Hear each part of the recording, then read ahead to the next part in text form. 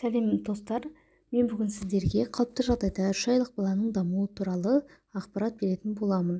Каналға міндетті түрде тіркеліп, лайк баса кетіңіздер. Сіздермен көптеген пайдалы ақпараттармен бөлісетін боламын.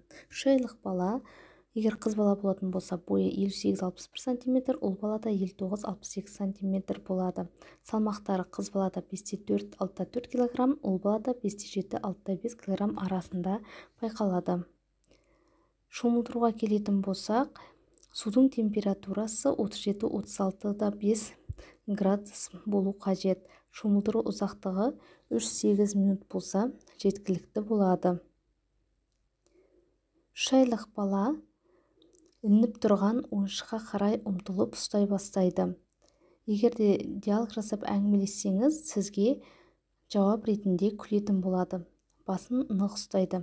Екі жағына аунап бастайды. Бірақ кей балалар бұдан жайырақ 4 айына қарай да аунауы мүмкін.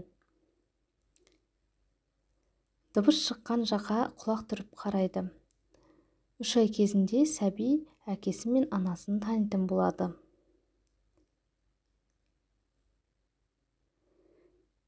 Үш айлық баланың егер де қолыңызда ұстасаңыз, немесе ұйқы кезінде басын артқа лақтырса, бұл мойын мен артқы бұлшықеттердің тонысын білдіреді. Бұл жағдай жауырын жабысуы немесе неврологиялық бұзылыс кезінде байқалады.